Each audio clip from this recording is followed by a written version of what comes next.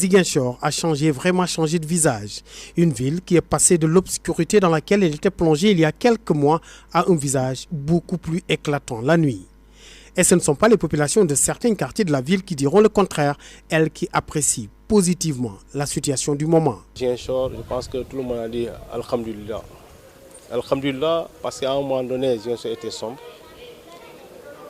Et les gens ne cessent de pleurer pour que la ville devienne éclairée. Une route de 2 voies a connu également un éclairage public des 2 côtés.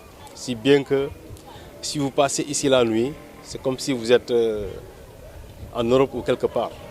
Qui du maire ou de l'État a éclairé la ville? La question est sans grande importance pour les populations de cette ville longtemps plongées dans l'obscurité à cause d'un éclairage public défectueux, à la limite très défaillant. Aujourd'hui, la ville brille de 1000 feux grâce au renforcement de son éclairage public.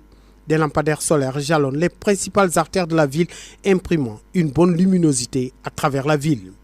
Non seulement cet éclairage a positivement changé le visage d'une ville devenue ville-lumière, mais aussi il va contribuer à minimiser sérieusement les risques d'insécurité, surtout la nuit. Il faut éclairer pour permettre, de faciliter, n'est-ce pas, les services de la sécurité.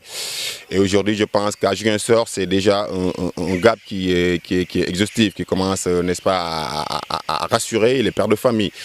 Sur un Sénégal quand on réalise le contexte, là, quand on parle d'agression d'enfants qui est devenu un peu un phénomène récurrent au niveau du Sénégal, quand on parle de violences faites à ces femmes qui sont sans défense. Avec ces agressions-là, on est sûr qu'on ne sera pas agressé car il y a beaucoup de lumière. On est en sécurité. Près de 1500 lampadaires solaires déployés dans cette ville, le satisfecit décerné aux autorités par les populations est sans commune mesure. Mais pour Ziguinchor, le quota est de 2000.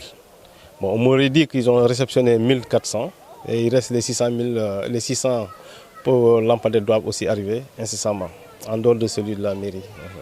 Même si le maire de la ville, Abdoulaye Baldé, et toute son équipe engrangent les retombées de cette bonne luminosité de la ville, disons, de cet éclairage satisfaisant de la ville de Ziguinchor, il reste que le chef de l'État, le président Macky Sall et son gouvernement récoltent également de bons points de la part des Ziguinchorois. Au-delà du remerciement que je porte à l'endroit du président de la République, j'en profite aussi pour remercier le maire de Ziguinchor.